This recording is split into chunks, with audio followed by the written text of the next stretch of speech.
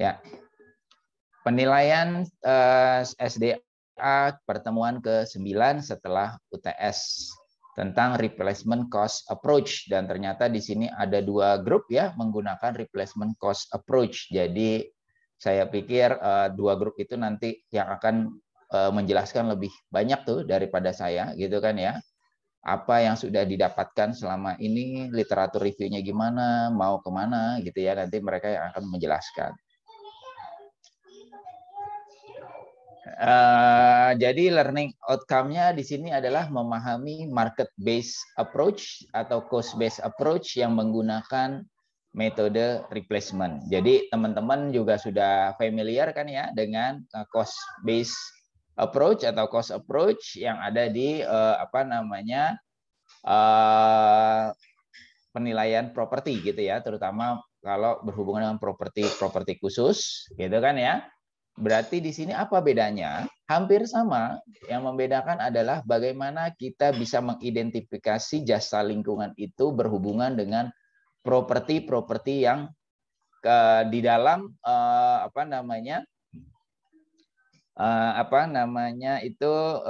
penilaian kita di properti khusus itu adalah dia bisa menggantikan untuk menilai hal tersebut, gitu kan ya. Kalau caranya sisanya itu bisa sama yang teman-teman pelajari gitu ya. Jadi kita bisa lihat cost-based economic valuation atau juga ada yang menyebut the averting behavior methods, ada juga yang lain gitu ya. Dia menggambarkan bagaimana kita menilai sumber daya alam ya secara ekonomi gitu kan ya, untuk mencegah atau mengurangi dampak daripada kerusakan lingkungan tersebut. Nah, kenapa ini banyak digunakan? Terutama untuk indirect use values, gitu kan ya. Karena apa? Karena kita tahu ya kan ya, banyak daripada sumber daya alam itu adalah bentuknya public goods ya, yang tidak ada nilai pasarnya. Kalaupun ada nilai pasarnya, biasanya tidak tidak mencerminkan nilai sesungguhnya, gitu kan ya? Tidak mencerminkan nilai sesungguhnya, sehingga kita perlu penilaian yang lainnya, yaitu mungkin kita yang di sini kita menggunakan namanya dari cost-nya. Tetapi cost-nya juga bukan cost daripada alam tersebut, gitu kan ya? Kita tahu kalau alam tersebut cost-nya mungkin adalah nilai pasar daripada kayu yang ditebang, hutannya. Padahal kita mau melihat adalah kerusakannya. Gitu kan ya, kita ingin melihat daripada kerusakan biodiversity-nya dari penebangan hutan tersebut, atau misalkan kebanjiran, gitu kan ya. Nah, salah satunya adalah dengan replacement cost approach ini. Nanti kita akan lihat lebih jauh apa itu replacement cost approach ini. Jadi kita lihat nih, tipe-tipe daripada averting behavior methods. Averting kan avert ya, avert itu berarti menghindar gitu kan ya, atau mencoba untuk menghindari daripada adanya kerusakan gitu kan ya.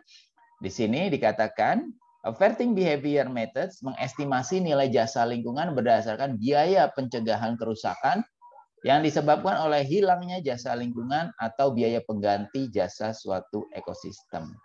Gitu kan ya. Jadi di sini ada yang saya merah-merahkan biar kita lebih mudah memahami bahwa di dalam replacement cost approach ini kita berusaha untuk melakukan pencegahan kerusakan dengan suatu penggantian, biaya pengganti. Gitu kan ya. Teman-teman udah memahami di dalam cost approach, dalam penilaian properti, ketika biaya pengganti itu berarti kan menggantikan dengan komponen yang berbeda, gitu kan ya. Kalau nggak salah di biaya properti itu komponen berbeda, tetapi bedanya kalau di penilaian properti dia adalah misalkan komponen yang berbeda karena barang itu sudah tidak ada lagi, gitu kan ya, sehingga kita ganti yang mirip-mirip, gitu kan ya, tetapi masih dalam bentuk man-made structure. Nah, di sini biaya penggantinya adalah biaya pengganti dari natural resource, gitu ya, natural resource. Misalnya kita mau menilai berdasarkan biaya pengganti dari kerusakan hutan mangrove, gitu ya. Bukan dari nilai kayunya hutan mangrove yang dijual, karena kita mau menilai kerusakannya, tetapi kita gunakan seberapa sih nilai hutan mangrove itu kalau berdiri, dia bisa menghindari banjir. Tetapi karena itu sudah rusak, maka kita ganti dengan yang lainnya. Misalkan adalah, kalau di sini nanti ada contohnya namanya breakwater, ya. Oh, itu lagi nih, itu sebentar saya tutup pintu dulu ya, lagi mau di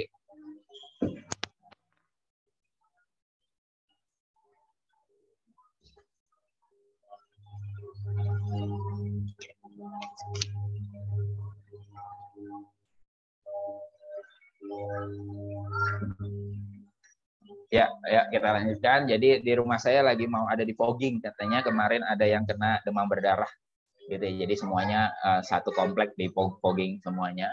Jadi saya tutup pintu dulu tadi. Saya kebetulan lagi di atas gitu kan ya. Biasanya kalau saya di atas itu saya buka pintunya biar nggak panas-panas amat gitu kan ya. Oke, baik, kita lanjutkan. Jadi itu ya yang dimaksud dengan biaya pengganti. Jadi teman-teman udah paham dari metodologi penilaian properti, biaya pengganti itu seperti apa. Cuman di sini bedanya adalah kita komponen penggantinya adalah dari natural resources menjadi human man-made, gitu kan ya. Sehingga kita bisa menghitung bangunan daripada human man-made itu yang menggantikan kira-kira nilai daripada natural resource yang sudah hilang atau yang mau dicegah dengan kehilangan tersebut. Kenapa? Metode ini didasarkan pada asumsi bahwasanya apabila orang menerima biaya untuk mencegah kerusakan, gitu kan ya, yang disebabkan oleh hilangnya jasa lingkungan atau mengganti jasa ekosistem, maka nilai jasa lingkungan tersebut setidaknya harus sama dengan harga yang dibayarkan individu untuk penggantian tersebut. Gitu kan ya. Berarti kan kalau idealnya gimana sih kalau hutan mangrove rusak ya kita tanam lagi hutan mangrove, gitu kan ya. Kita tanam lagi hutan mangrove. Caranya seperti apa? Berarti kita nanya kan haronya, kalau kita mau nanam lagi hutan mangrove, Anda kalau gitu ya, kalau dalam metode lainnya Anda mau bayar berapa sehingga kita bisa menanam hutan mangrove sebesar misalkan berapa hektar, gitu kan ya. Tetapi ada juga yang ternyata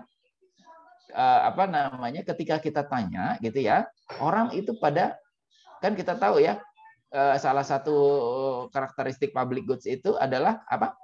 Free rider, gitu ya. Free ridernya besar. Sehingga kalau ditanya, orang itu pada nggak mau bayar, gitu kan ya. Banyak nggak mau bayar sehingga kemungkinan tidak terjadinya sumbangan-sumbangan tersebut. Makanya yang digunakan adalah biayanya untuk membangun yang lain yang harapannya sama sebesar itu yang ditanggung oleh pemerintah, misalkan seperti itu. Misalkan bisa seperti itu juga gitu ya untuk metode replacement cost approach ini. Nah, teknik-teknik yang banyak digunakan itu ada banyak. Yang pertama adalah loss of earning. Ini teman-teman kemarin udah baca-baca semua kan ya dari paper-papernya. Kita tahu kalau loss of earning berarti kita mengukur kurang lebih gitu ya, berapa sih yang hilang gitu kan ya, pendapatan keluarga tersebut atau orang tersebut karena dia misalkan sakit ataupun cacat karena berkurangnya fungsi jasa lingkungan. Replacement cost approach atau substitution approach ini yang kita bahas hari ini. Ada juga preventive expenditure atau damage cost avoided gitu kan ya, nanti kita akan bahas selanjutnya juga. Ada juga relocation cost sesuai namanya, ya berarti bagaimana cost untuk merelokasinya, gitu kan ya. Kita akan bahas utama yang hari ini adalah yang B. Nah, replacement cost approach secara umum, pendekatan atau teknik biaya pengganti dilakukan dengan cara mengidentifikasi biaya pengeluaran untuk perbaikan lingkungan hingga mencapai atau mendekati keadaan semula. Biaya yang diperhitungkan untuk mengganti sumber daya alam yang rusak dan kualitas lingkungan yang menurun, atau karena praktek pengelolaan SDA yang kurang sesuai dapat menjadi dasar penaksiran manfaat yang kurang diperkirakan dari suatu perubahan. Kita lihat lagi nih ya, maksudnya apa tuh? Penggantian yang dilakukan harus dapat mengganti manfaat yang hilang sebagai akibat dari sumber daya alam atau lingkungan yang terganggu, bukan manfaat hilang karena penggunaan secara normal. Jadi teman-teman nanti bedain antara karena kerusakan atau karena memang pemanfaatan, gitu kan ya. Berarti ketika menilai replacement cost approach ini untuk hutan mangrove adalah bukan menilai daripada penggunaan hutan mangrove itu misalkan untuk, ya saya nggak tahu ya, apakah bisa kayunya digunakan, gitu kan ya, apakah bisa kayunya digunakan, tetapi adalah misalkan bagaimana nih kalau hutan mangrove itu hilang, gitu kan ya, yang hilang itu adalah ekosistemnya, ikannya hilang, adanya kebanjiran, nah itu yang ingin kita nilai.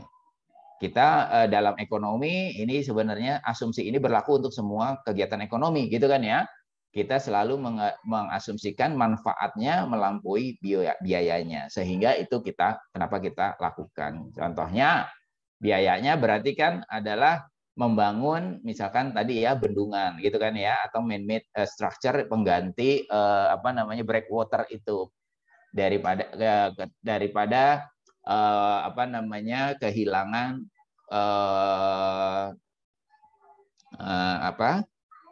hutan mangrove-nya. Misalkan biaya penggantinya adalah 100 karena kita berpendapat manfaatnya lebih besar dari itu, gitu ya. Kalau kita nggak keluarin biaya 100 itu, misalkan akan ada 100 hektar rumah-rumah yang terendam banjir, sehingga kerugiannya bisa 10.000, misalkan seperti itu, gitu kan ya. Sehingga biayanya memang jauh lebih besar daripada manfaatnya.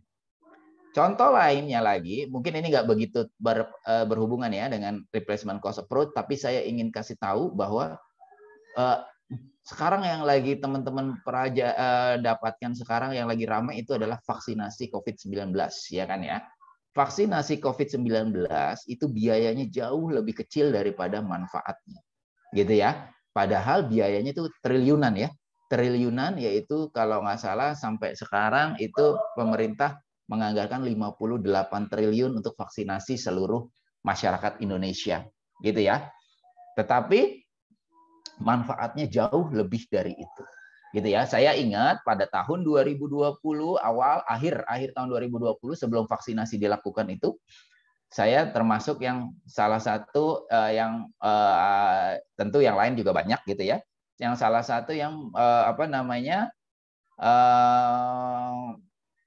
merekomendasikan agar dilakukannya vaksinasi secara gratis. Kenapa? Karena ada metode-metode penilaian atau ekonomi yang tidak bisa mengcapture manfaat ini. Contohnya, salah satu metodenya kan nanti teman-teman akan belajar namanya contingent valuation method ya. Kita nanya ke orang, gitu kan ya. Tapi di sini ceritanya kalau ini nanyanya adalah externality positif, gitu kan ya. Externality positif karena vaksinasi. Kita nanya ke orang, berapa sih manfaat vaksinasi buat orang tersebut? Anda mau bayar berapa? Gitu kan ya? Anda mau bayar berapa? Dan ternyata begitu kita melakukan hal tersebut, gitu kan ya, ternyata orang banyak yang tidak memahami, gitu ya. Banyak yang tidak memahami pentingnya vaksinasi atau manfaat vaksinasi tersebut.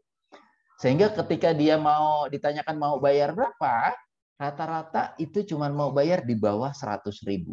Padahal harga vaksinnya aja udah 5 sampai 10 dolar satu dosis, gitu kan ya. Kalau 2 dosis berarti antara 10 sampai 20 dolar. Belum biaya dokternya, belum biaya distribusinya, gitu kan ya.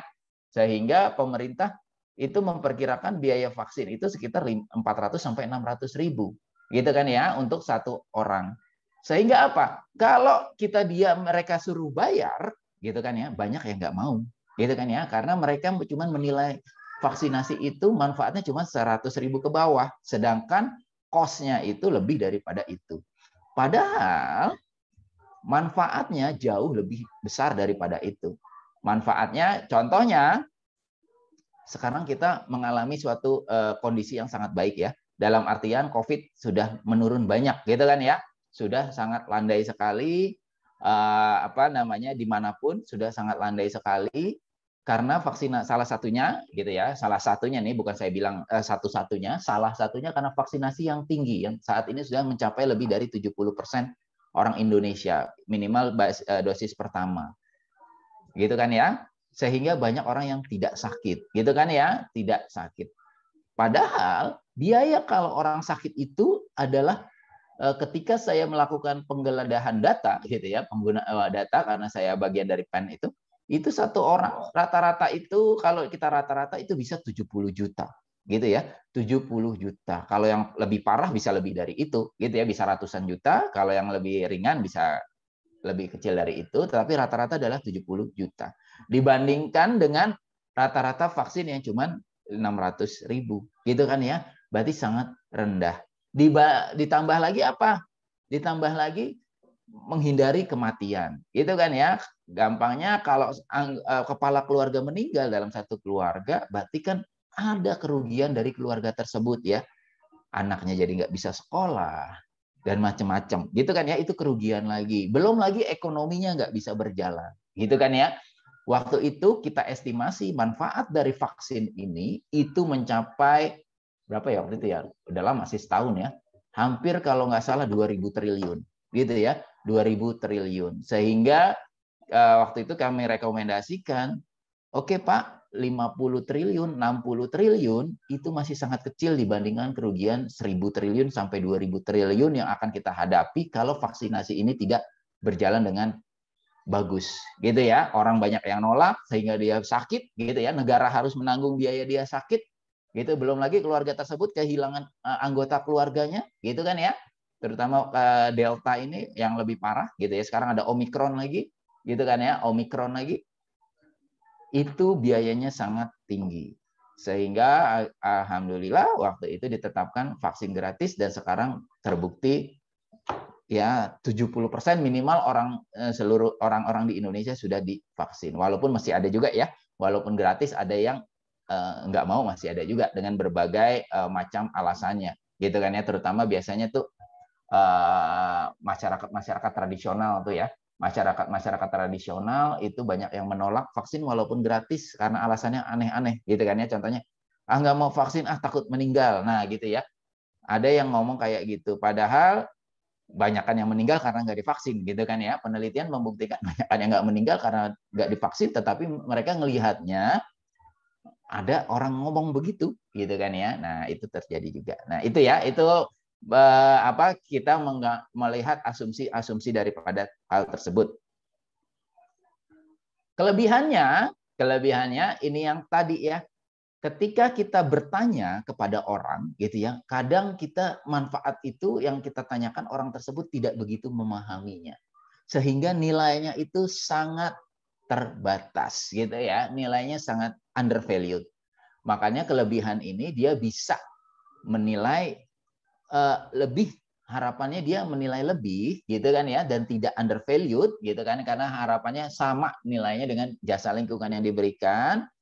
Yang kedua karena ada keterbatasan data yang lain, gitu kan ya. Misalkan data biofisiknya di sini, berarti data tentang hutan mangrove-nya nggak ada, gitu kan ya.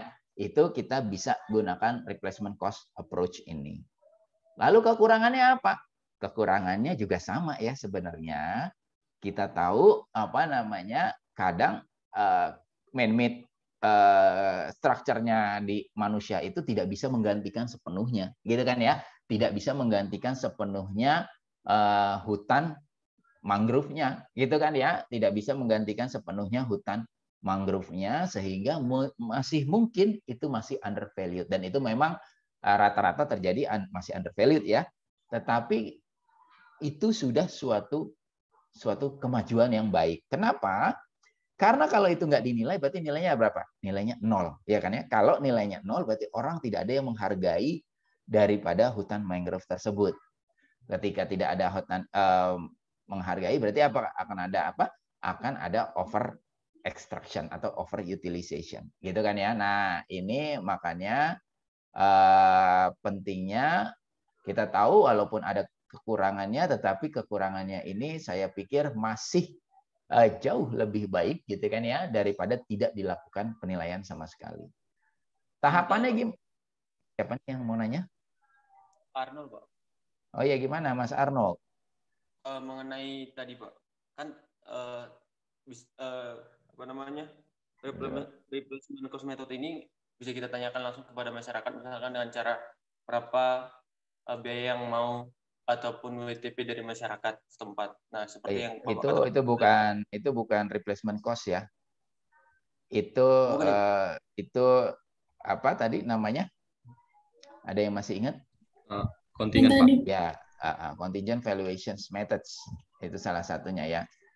Nah, kan replacement cost approach ini alternatif daripada yang itu, gitu ya. Ketika kita punya cost-nya, gitu ya. Ketika kita bisa menghitung cost-nya. Ya, lanjutin, Mas Arnold. Lalu apa pertanyaannya? Oh, saya kira salah satu dari replacement cost itu seperti biaya yang mungkin masyarakat bersedia memberikan lingkungan. Saya salah tangkap. Ya, itu nanti ada namanya contingent valuations methods, gitu ya. Tetapi enggak di semester ini kalau nggak salah ya. Tetapi mungkin penilaian sumber daya alam kedua, gitu ya. Penilaian sumber daya alam kedua di situ. Nanti teman-teman prakteknya adalah melakukan survei di sana, gitu ya. Seingat saya begitu. Oke, gitu ya. Kita lanjutin ya, Mas Arnold berarti ya. Maaf, Pak. Terima kasih, Pak. Ya. Oke, baik. Jadi gimana nih tahapan daripada replacement cost approach? Kalau kita lihat di sini, nomor satunya adalah mengidentifikasi fungsi sumber daya alam yang hilang karena perubahan kualitas lingkungan. Yang kedua, menentukan pengganti fungsi sumber daya alam yang hilang. Ketiga, menyiapkan data fisik termasuk harga pasar dari masing-masing komponen yang dibutuhkan. Yang keempat, menghitung nilai moneter untuk menciptakan semua fungsi atau manfaat yang diganti. Kalau teman-teman perhatikan, nomor 3 dan nomor 4 ini sama seperti cost approach-nya, teman-teman. Ya kan, berarti kita cari tuh komponen-komponen dari biaya-biayanya, gitu kan ya. Bangunan ini komponennya apa aja, lalu harganya berapa, gitu ya. Lalu kita nomor 4, kita hitung nilai moneternya. Mungkin tambahannya adalah nomor 1 dari nomor 2, gitu ya. Bangunan itu sebelum kita nilai, itu fungsinya untuk menggantikan sumber daya alam apa, gitu kan ya. Nah, itu yang bedanya sedikit ya. Replacement cost approach ini di sumber daya alam dengan di penilaian properti. Tetapi cara menilainya kurang lebih saya pikir hampir sama, gitu kan ya. Nah, ini adalah ilustrasinya. Kita lihat replacement cost approach. Jika kita ingin menilai natural reservoir, gitu ya, kita ganti dengan bendungan kita atau man-made reservoir, sehingga kita bisa estimasi nilai daripada natural reservoir ini. Nah, ini contohnya kita menilai value of ecosystem services as the cost of replacing them with the alternative man-made goods and services. Example, nilai wetland yang berfungsi sebagai natural reservoir diestimasi dengan pendekatan biaya konstruksi, ya kan, cost approach, dan operasionalnya dengan artificial reservoir atau tadi disebut man-made reservoir dengan kapasitas yang sama. Oh, ini ada videonya. Ini saya pikir bagus ya. Ya, saya pikir bagus sekali untuk visualisasinya. Sebentar ya, kita tonton sebentar.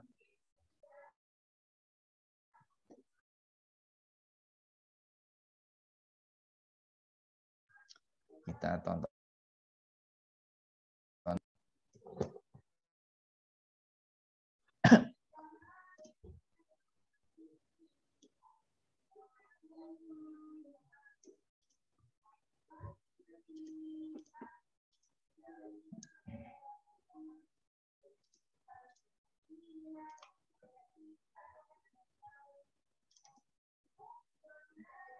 Oh, sebentar, salah. Harus di-share sound-nya juga kalau nggak salah. Ya.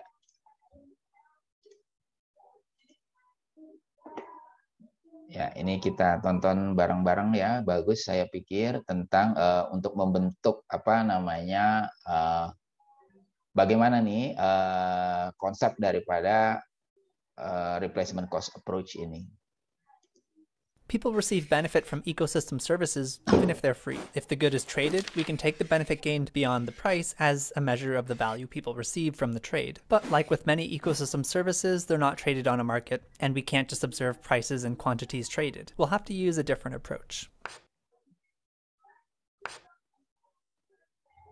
The replacement cost would be the amount of money it takes to replace an ecosystem service with a human-made equivalent. So, for example, the water holding capacity of the soil might be replaced by a storm drain system or weirs or other flood control infrastructure. The service given by mangroves for protection from storms could be replaced by seawalls or sand dunes on the shore, or the water purification of a wetland as replaced by a water treatment plant. We could interpret it simply as this is what it would cost to replace this service if it went away, but if we want to approximate the willingness to pay that people have, the value people get from it, we have to do a little bit more. First, we have to understand how much the ecosystem service gives, and find a human-produced thing that provides the same quality and magnitude of service that the ecosystem provided. Otherwise, the costs will be estimating a different value. The closer they are, the more accurate the replacement estimate will be. Secondly, among all the alternatives, we should be looking at the alternative that costs the least. Otherwise, we could always find an overly elaborate and more expensive way of offering the service and confuse the value. It should reflect the cheapest option that gets the same job done. It's the option that would be intelligent to use in the case that the ecosystem service goes away. Thirdly, we need to find out if people would be willing to pay for the new option. That way we know that if they value it at least as much as the cost. We won't be able to find the maximum willingness to pay, the value people are actually receiving, but if they are willing to pay for it, then we know it's worth at least that much to them. Then we can use that as the value measurement. It will underestimate it though. If they're not willing to pay for the replacement, then maybe the cost is more than the service is worth to people. This may be especially the case if it's only affecting a few people. They may not be willing to replace it. Let's look at an example where they do a number of things wrong. In Thailand in the 90s, the forestry department recognized that sustainable use of the mangrove forests might give a greater social benefit than the shrimp farming that was threatening them. However, it had never been quantified, so some researchers looked into it. One benefit they looked at was the benefits for shore stabilization and protection from wind and storms. To estimate this, they used the replacement cost method. They compared the service against the cost to replace them with breakwaters. They didn't look at any other options or mention if this was the least cost equivalent alternative, but let's just assume that it was the cheapest. They worked from a report based on ecological studies, which stated that it would take a 75-meter thick mangrove forest to protect the shore as much as breakwaters. This is the figure they used to satisfy the criteria of equivalence. Let's just take this number at face value and assume it's accurate. The cost of breakwaters was $875 per meter, so the equivalent in mangrove area would be 875 divided by 75 meters squared, or $11.67 per meter squared. Then they multiplied this by the area of the mangroves. They made the assumption that 75 meters of forest is the same as the breakwaters, but they didn't take into consideration if, let's say, the mangrove was 90 meters thick. Are they getting more value in protection, or has the coastal and storm protection sort of maxed out? If it was 50 meters thick, is it doing most of the job or less of the job, or is it actually a one-to-one relationship? Understandably hard to find out, but this is the sort of thing that will obscure the results. Overall, they found the cost to replace the mangroves was about $12,000 per hectare. They weren't able to find willingness to pay. This is really important if you want to use this as an estimate for the value. Otherwise, it's just a cost and needs to be interpreted that way. Finding whether people are willing to pay can be a difficult thing. If you have the money and expertise to survey whether people would accept this cost, you may as well do a survey about how much they would actually pay and how much they would pay for everything else, not just this one value. We'll look at how to do something like that in a later video. The willingness to pay may be able to be delegated to some other party, like if a local governing body deems the idea viable. Although just because a government is willing to do it doesn't mean the people will back it up. But it might be able to be assumed that it has general support from the public. Or maybe looking somewhere else, downstream or in another country, where similar people experienced a similar problem and were willing to accept the replacement. It may be able to be used not as a proof of willingness to pay, but maybe as a demonstration of it. The apparent benefit of a replacement cost method over other strategies is that it's cheap and easy to do, but each step still takes a lot of considerations for the results to be meaningful. In the next video, we're going to look at another cost-based method, the avoided cost method. Oke ya, sebentar kita balik lagi. Oh ini belum saya matiin, bentar dulu ya.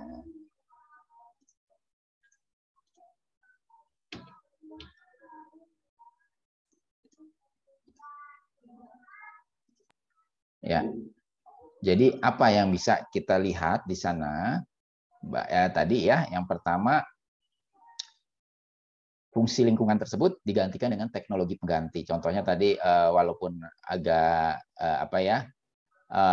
agak melebih-lebihkan gitu kan ya, lebah diganti dengan robot lebah, gitu kan ya. Harapannya nilai dari robot lebah itu bisa menggantikan jasa daripada lebah, misalkan untuk lingkungan dan juga menghasilkan madu, misalkan seperti itu, gitu kan ya. Tetapi itu yang untuk menggambarkan biar lebih mudah tergambarkan. Yang kedua, kita mencoba melihat gitu ya bahwa nilai dan kualitasnya, baik kuantitas dan kualitasnya itu sama, gitu kan ya? Itu sama. Yang ketiga baru kita lihat alternatif biaya yang paling rendah, gitu kan ya? Tetapi kalau kita perhatikan di sini, yang dimaksud alternatif biaya yang paling rendah itu bukan berarti apa namanya yang tadi ya, kalau vaksinasi ketika orang tersebut tidak mengetahui potensinya ini, gitu ya. Berarti itu ada terjadi perbedaan quality di sana gitu ya. Ini harapannya kuantitinya sama, kualitinya sama, tapi kita cari biaya yang paling rendahnya gitu ya, dengan cara berbagai macam cost yang ada gitu ya, teknik-teknik cost yang ada. Jadi itu ketika kita melakukan replacement cost approach. Izin bertanya, Pak. Siapa nih? Izin bertanya, Pak. Siapa nih? Binsar, Pak. Oh iya, gimana Binsar? Nah, kalau replacement cost ini kan kita menilai fungsi lingkungan dan kita cari penggantinya. Nah, jadi kan Pak, fungsi lingkungan ini kan Pak macam-macam. Misalkan kalau saya ambil contoh di daerah saya di Danau Toba. Nah, fungsinya ini kan Danau Toba ini bisa sebagai bendungan kalau kita cari alternatif fungsinya, atau juga sebagai tambak, Pak. Karena di Danau Toba itu memang banyak orang melihara ikan di situ. Nah, kalau kita balik lagi pakai replacement cost, nah kita ini mau pilih yang mana, Pak? Apakah kita nilai dia sebagai apa, alternatifnya sebagai replacement cost of bendungan tadi, Pak? Nah, terus memilih yang dua itu gimana, Pak? Apa yang jadi poin penting kita dalam memilih? Baik, jadi kalau kita menilai sumber daya alam, kita kan berusaha, masih ingat kan ada namanya total economic value, gitu ya. Total economic value, gitu kan ya. Kita mencoba mencari dengan kualitas dan kuantitas yang sama dari Danau Toba tersebut, gitu kan ya, dari Danau Toba tersebut. Tetapi biasanya replacement cost approach ini untuk fungsi-fungsi tertentu, gitu ya. Misalkan tadi Danau Toba salah satunya untuk tambak, maka kita cari nih pengganti kalau fungsi untuk tambak tersebut dari Danau Tobanya, sehingga nih yang kita man-made structure-nya itu adalah sesuai dengan kuantitas dan kualitas Danau Toba untuk pertambakan, makanya misalkan seperti itu. Contohnya tadi juga sebenarnya sama ya kan, laut, fungsi laut kan tidak yang langsung aja ya, mangrove, fungsi mangrove kan bukan hanya untuk pengendalian banjir, tetapi juga menjaga ekosistem, menjaga yang lainnya, gitu kan ya. Ikan-ikannya di sana gitu kan ya, lalu menjaga air tanah juga gitu ya. Itu yang tidak bisa dilakukan oleh man-made structure-nya tadi gitu kan ya. Man-made structure-nya tadi ya kan, dia cuman bisa menahan gelombang gitu ya. Dia bisa menahan ombak, bisa menahan banjir, tetapi tidak menjaga air tanahnya gitu kan ya. Nah, sehingga apa? Sehingga fungsi daripada man-made structure tadi atau man-made reservoir tadi tentu tidak sebesar nilai daripada mangrove-nya, gitu kan ya. Makanya tadi kekurangannya adalah dia kemungkinan undervalue, gitu kan ya. Tetapi karena ini kita ingin melihat untuk satu fungsi tertentu, yaitu untuk pengendalian banjir, maka kita melihat fungsi daripada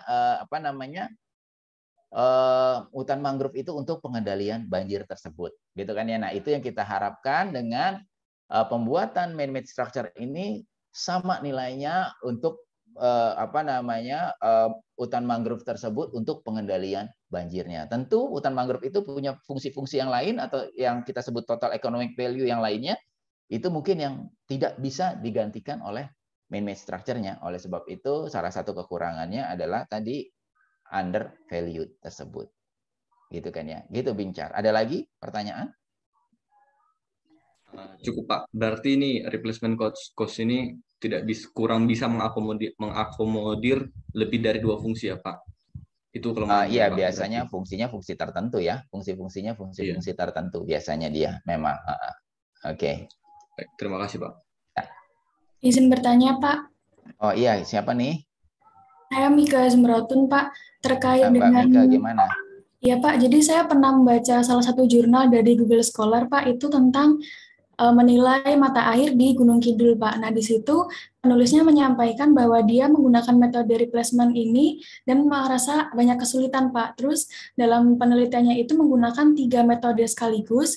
Nah, berarti dalam satu penilaian itu memungkinkan kita menggunakan banyak metode sekaligus ya, Pak? Tidak dipilih satu atau dua yang terbaik saja gitu, Pak?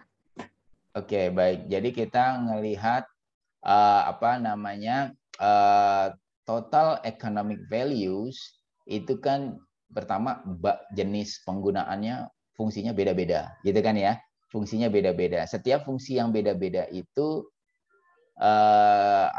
membutuhkan jenis penilaian yang berbeda-beda, gitu. Jenis penilaian yang berbeda-beda. Sehingga sangat mungkin sekali gitu ya untuk menilai satu objek itu penilaiannya jenisnya berbeda-beda. Nanti kalau Mbak Mika udah melakukan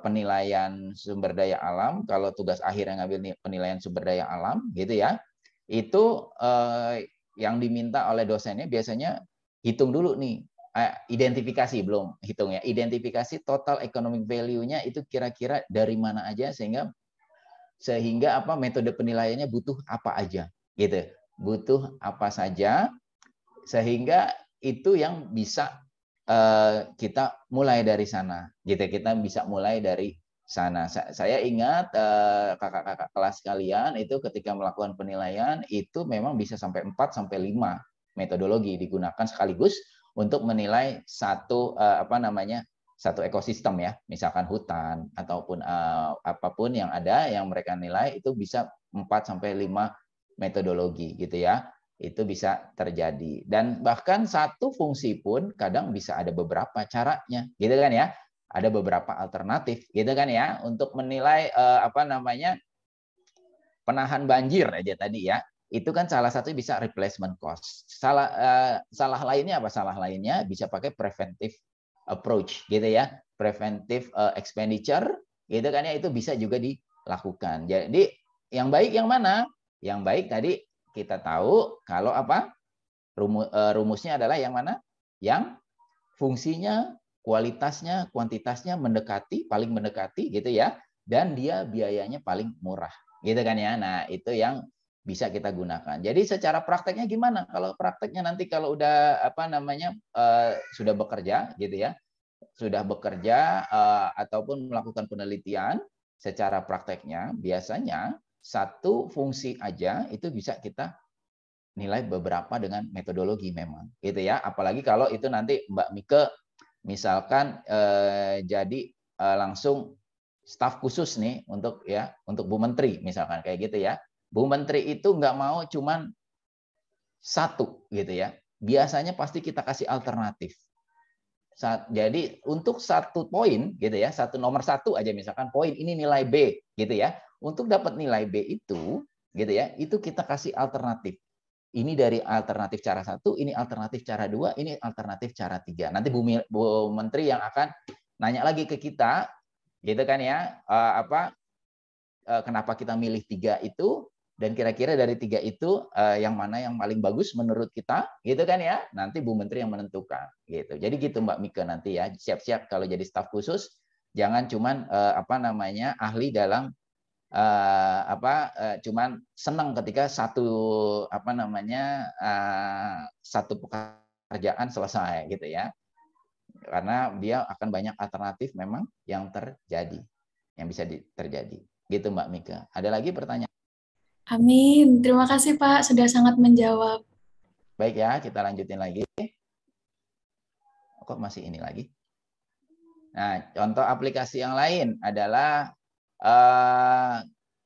kawasan konservasi berfungsi mempertahankan kualitas lahan dan siklus nutrisi. Jika terjadi deforestasi, maka lahan akan rusak dan siklus nutrisi juga terganggu. Nutrisi tersebut dapat diganti dengan pupuk. Biaya yang dikeluarkan untuk pembelian pupuk dan pemberian pupuk tersebut bisa kita sebagai estimasi nilai ekonomi kawasan konservasi tersebut. Jadi ini gampangnya bagaimana untuk mengganti siklus nutrisi dengan pupuk gitu kan ya. Di sini juga tadi pelindung air gitu kan ya. manfaat jasa lingkungan berupa pelindung aliran air. Jika hutan rusak, maka jasa tersebut hilang sehingga perlu ada biaya pengganti. Biaya pengganti dikeluarkan biaya pembelian air kemasan, misalkan seperti itu. Nah, ini ada yang contohnya mungkin diperlukan gitu ya nanti buat ujian adalah kalau ada hitung-hitungannya. Saya yang mau saya berikan di sini ya, sesusah-susahnya soal gitu ya. Terutama minggu depan kan biasanya udah praktek gitu ya. Sesusah-susahnya soal minggu depan itu masih jauh lebih mudah ketika nanti teman-teman sudah menjadi penilai sesungguhnya. Gitu ya. Karena di sini dalam soal itu biasanya udah dikasih tahu ya. Ini sekian, harganya sekian gitu ya. Ketika teman-teman melakukan penilaian sendiri, nanti ketika di dunia kerja gitu ya, itu kita cari semuanya gitu ya. Nggak ada yang diketahui gitu ya. Nggak ada yang diketahui, kita cari semuanya. Jadi ini sudah sangat dimudahkan, tapi memang tujuannya kan biar teman-teman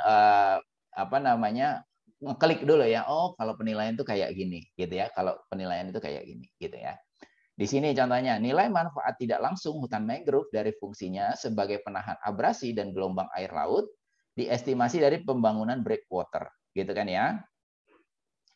Breakwater dan penahan gelombang air laut. Biayanya berapa? Biaya pembangunan breakwater untuk jarak 1 meter dengan biaya tahan selama 10 tahun sebesar 21 juta rupiah. Nah, di sini berarti soalnya udah dikasih tahu ya, membangun breakwater itu 21 juta rupiah. Tetapi kalau teman-teman tahu kan, kalau nanti teman-teman melakukan penilaian, biaya teman-teman yang ngitung ya kan untuk dapat angka 21 juta ini gitu kan ya. Komponen untuk breakwater ini apa aja gitu kan ya, biaya komponennya berapa sehingga terbentuk cost approach sehingga totalnya adalah 21 juta gitu kan ya. Nah, itu nanti kendalanya gitu kan ya, tetapi nggak mungkin itu dilakukan dalam soal di pertemuan-pertemuan tiap kita bertemu gitu kan, karena itu berarti ngerjainnya 1 bulan bukan 2 jam gitu kan ya. Ngerjainnya butuh 1 bulan. Nah, kita tahu harganya sekian, sehingga kalau garis pantainya adalah 685, maka hasil yang diperoleh adalah 15 miliar untuk 10 tahun. Maka nilai manfaat tersebut setiap tahunnya adalah dibagi 10, gitu kan ya, sehingga 1,5 miliar. Nah, gitu ya. Jadi mudah kan ya, kita tahu cost-nya berapa, dikalikan dengan luasnya atau panjangnya, ataupun apapun gitu ya, volumenya, gitu kan ya, dapat nilai manfaatnya secara keseluruhan. Tinggal kita bagi dengan nilai manfaatnya per tahunnya berapa, gitu kan ya. Contohnya ini juga lagi, fungsi mangrove sebagai tempat pengasuhan ikan di Kabupaten Indramayu dianalisis melalui biaya pembuatan kolam untuk budidaya ikan di tambak. Biaya pembuatan kolam untuk nursery ground 10.000 ekor ikan tambak adalah 4.000 per meter persegi. Berarti udah tahu ya, cost-nya adalah 4.000. Biaya investasi setiap 5 tahun. Gitu kan ya, sesuai dengan umur tambak. Lalu kita juga tahu luas yang mau di cover adalah 73 hektar.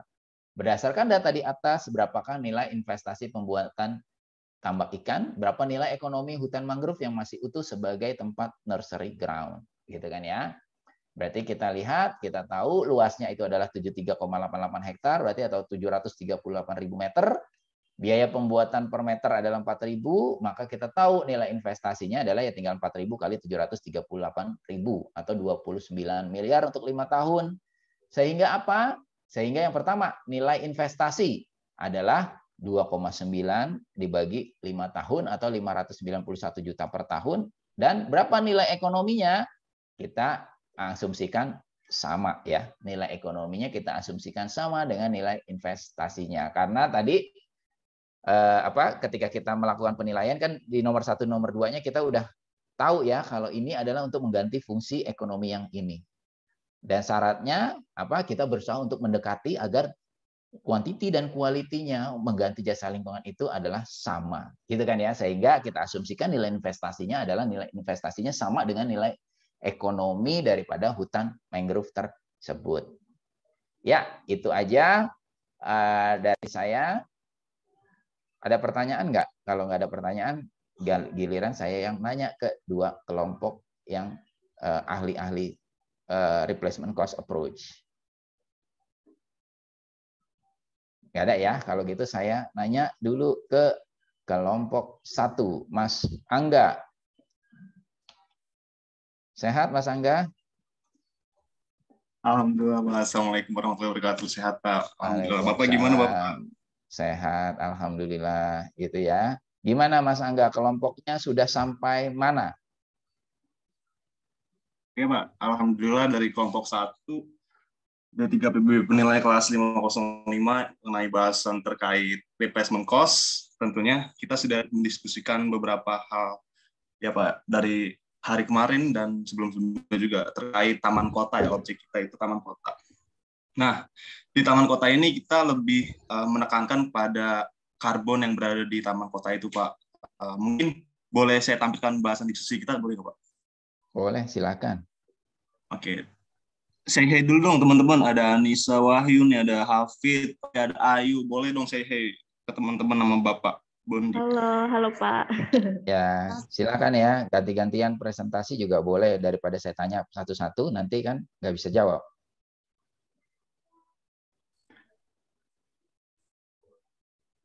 Oke, udah kelihatan belum, teman-teman? Udah ya? Udah, guys. Oke, sip. Ya, jadi pembahasan kita terkait tentang ini, valuasi ekonomi, potensi penyerapan karbon oleh tanaman pohon ya tentunya di Taman Kota BSD di Tangerang Selatan ini. Nah, kita di sini berkotakan 4 orang, ada saya, Angga Wahyudi, sampai dengan Mas Hafid ya, Muhammad Hafid. Oke, nanti saya akan memimpin untuk jalani diskusi kita ya, teman-teman kita nih ada Hafid sama Ayu sama Nisa nanti yang bantu menjelaskan. Oke, di sini taman kotanya ini berbentuk taman kota ini di BSD ya, teman-teman. Banyak sekali di sini pohon-pohon yang kita bisa cari nilai karbonnya untuk apa itu ya. Ya. Nah, ini dia ada latar belakangnya. Mungkin dari Mbak Ayu dulu boleh sambil bantu teman-teman kenapa kita milih di taman kota dan untuk karbonnya nih. Ayo Mbak Ayu. Gini, kenapa kita pengen nilai seberapa besar sih cadangan karbon yang tersimpan di pohon di taman kota ini? Karena karbon yang dihasilkan dari lingkungan kita ini kan bisa menyebabkan pemanasan global. Nah, kita asumsiinnya pemanasan global ini dapat menurunkan kualitas lingkungan secara global itu. Nah, jadi kita tuh pengen tahu gitu berapa karbon yang disimpan sama pohon-pohon di taman kota. Soalnya pemerintah sekarang kan lagi gencarin green economy ya Pak ya. Nah, green economy ini buat nentuin pajak kan ada salah satu kebijakan kalau nggak salah itu pajak karbon. Pajak karbon ini buat nentuin acuan itu kan dari perdagangan karbon yang terjadi di ya di industri-industri biasanya. Nah, maka dari itu karbonnya itu harus dinilai gitu loh Pak. Dari cadangan simpanan pohon-pohon yang ada di taman kota. Soalnya taman kota ini kan termasuk ruang terbuka hijau ya Pak. Ruang terbuka hijau di kota gitu. Kalau nggak salah sekitar 30% dari kota. Gitu Pak. Ada lagi yang mau melanjutkan? Yang lain mungkin? Ada yang mau menambahkan? Oke, terima kasih Ayu. Jadi intinya dalam latar belakang ini ya, mungkin saya tambahkan sedikit.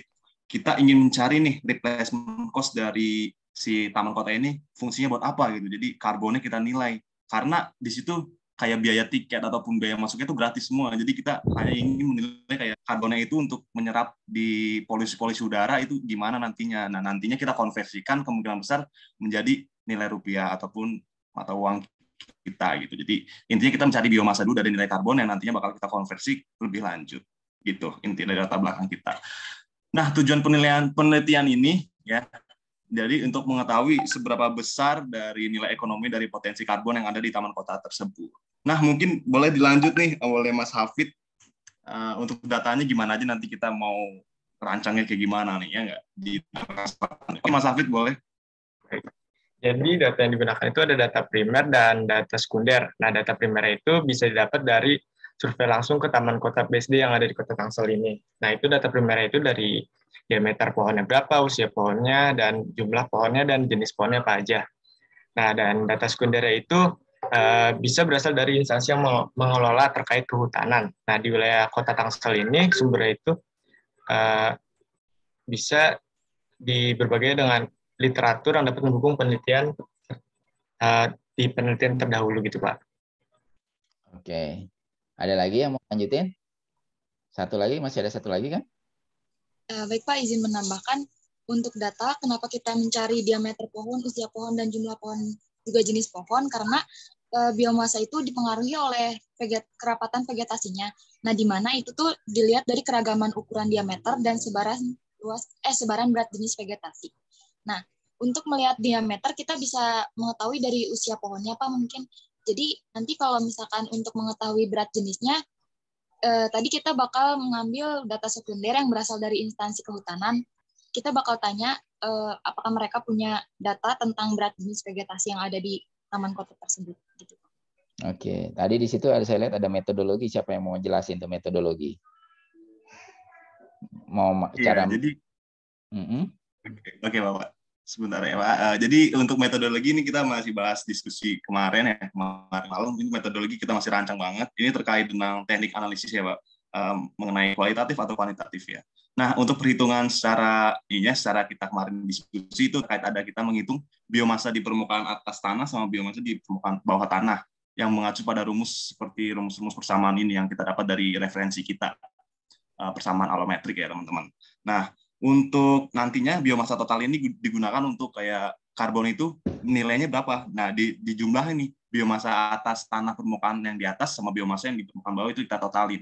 Nah, referensinya kita dapat dari mana nih angka-angkanya? Ini kita bisa dapat dari referensi ini teman-teman, standar nasional ya, perhitungan cadangan karbon untuk pengukuran pohon-pohon gitu di kehutanan juga.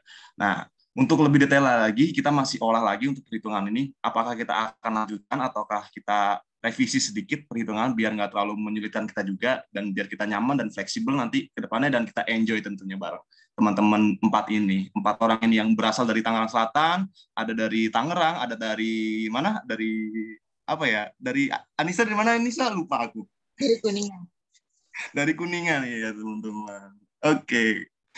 Dan rencananya juga untuk terjun langsungnya ini diwakilkan oleh kita bertiga ya. Ada Hafid, ada saya juga Angga, dan ada Mbak Ayu. Jadi Mbak Anissa bisa membantu di bidang lain karena dia jaraknya jauh, nggak bisa ke Tangsel. Jadi ya udah. Oke, cukup sekian dari kelompok 1 ya Pak. Mungkin pemaparan progres kita terkait rancangan penelitian kita di penelitian SDA ini. Terima kasih. Mohon maaf apabila ada salah kata dari kelompok kita. Wassalamualaikum warahmatullahi wabarakatuh. Oke, saya ada pertanyaan sederhana sebenarnya. Gimana menghubungkan antara taman kota ini dengan replacement cost approach?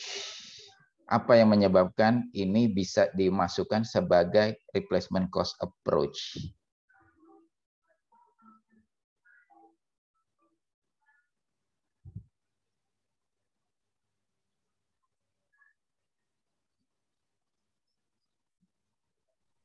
Mungkin izin Bapak.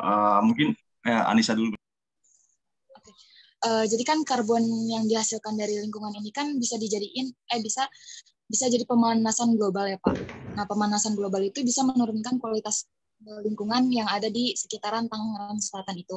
Jadi kita pengen tahu berapa nilai penggantian dari karbon yang bisa disimpan sama pohon di taman kota itu Pak. Jadi menghitung potensi karbon potensi untuk menghilangkan karbon yang dihasilkan oleh Taman Kota Tangerang Selatan. Gitu ya.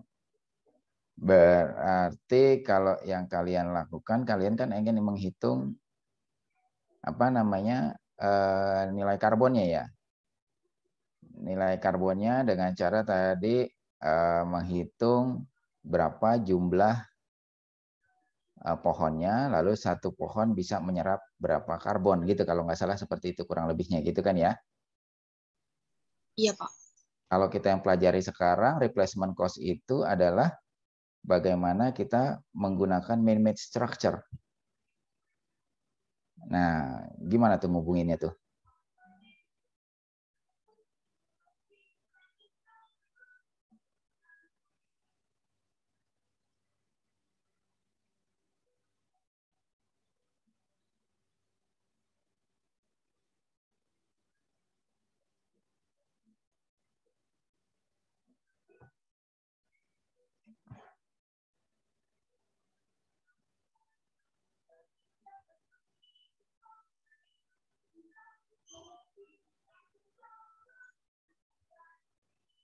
Baik, nggak apa-apa.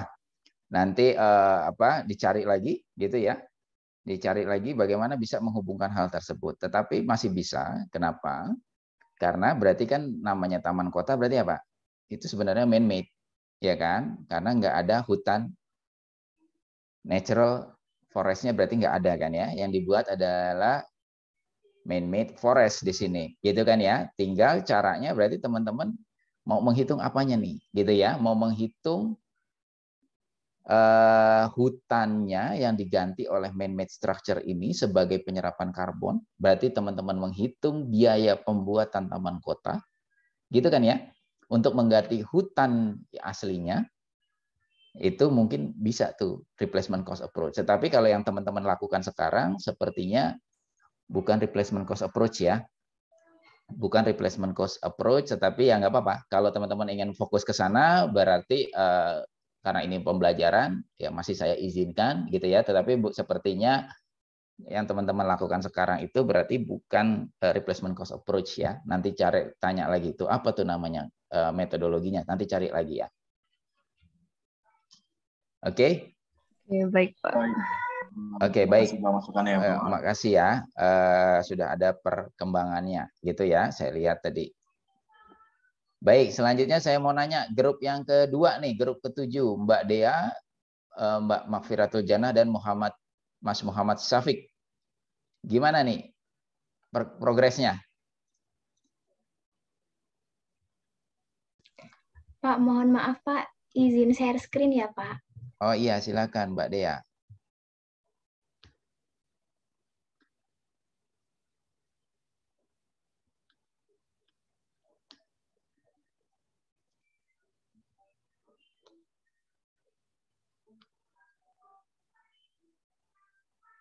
Baik, Assalamualaikum warahmatullahi wabarakatuh. Selamat pagi, menjelang siang untuk Pak Bondi dan teman-teman. Pada kesempatan kali ini saya akan menyampaikan progres dari jurnal kelompok kami dengan metode replacement cost dengan objek penilaian berupa waduk.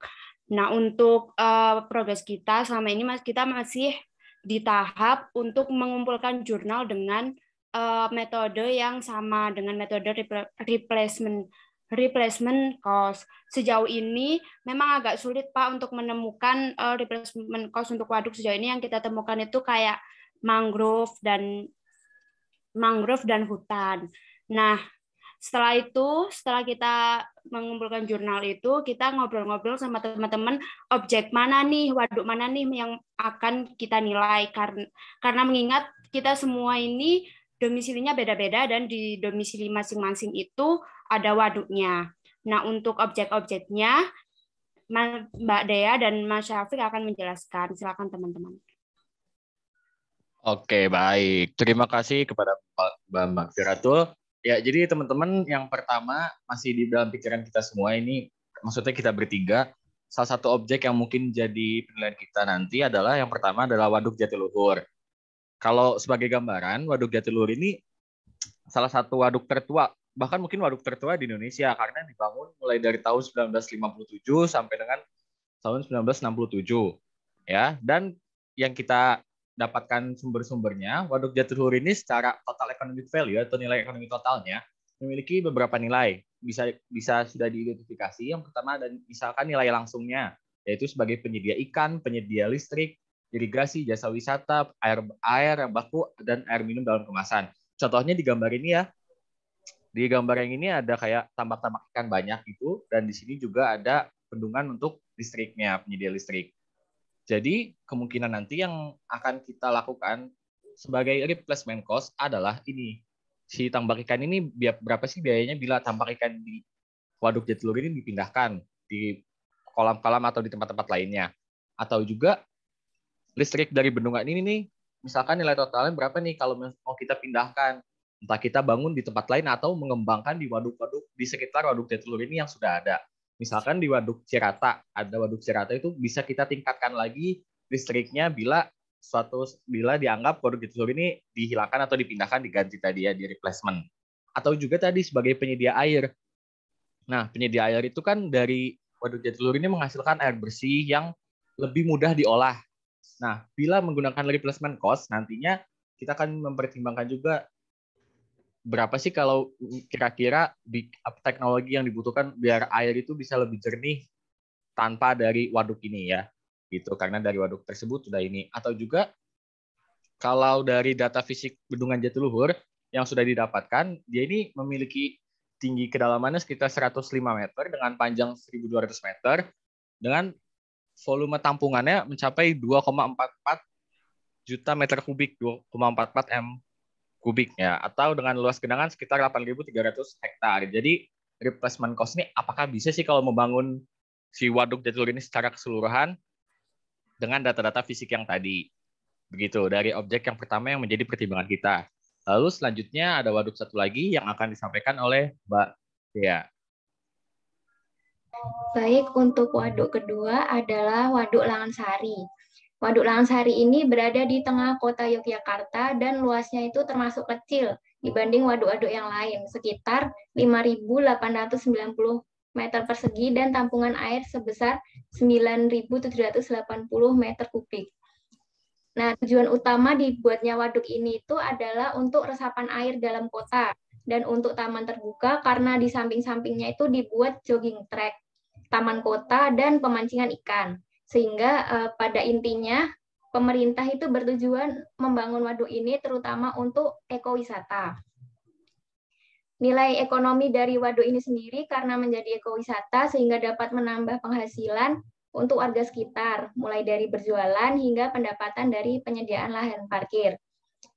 Waduk ini juga difungsikan untuk mengurangi beban luapan air apabila hujan deras, terutama wilayah Ambarukmo dan Kelitren yang dahulunya sering terjadi luapan air. Maka sekarang airnya akan masuk ke Waduk Langansari.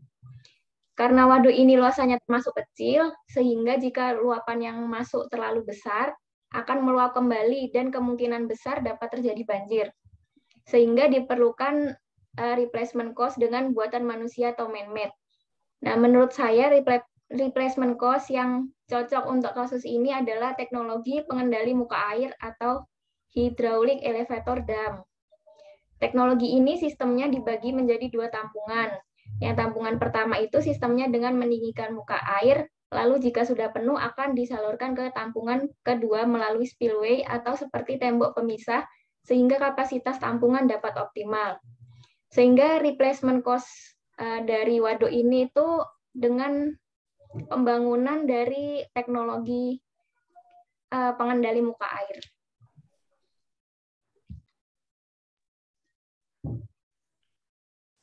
Oke, jadi segini Pak, baru sekian tadi yang dapat disampaikan oleh kelompok 7 tentang kita progresnya harus sejauh mana. Intinya tuh kita masih belum bisa memastikan waduk mana yang bakal dipakai, mengingat kita bertiga lokasinya berbeda-beda juga Pak, dan tidak ada yang berdua sama gitu Pak. Sekian yang bisa disampaikan kelompok 7. Baik, terima kasih ya, udah ada progresnya dari dari dua kelompok, walaupun saya pikir sih masih jauh gitu ya, masih jauh, tapi udah ada progresnya, lebih baik daripada yang tadi pagi ya. Kelas tadi pagi itu bahkan baru idenya doang gitu ya.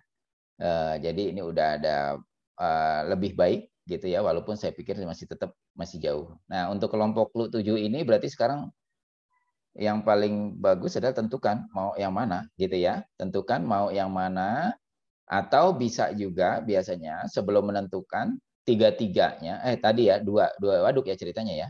2 waduk dan 1 tambak ya. Masing-masing bisa bergerak gitu ya. Kira-kira yang mendapatkan potensi mendapatkan data itu yang mana, itu yang bisa dipilih. Gitu kan ya.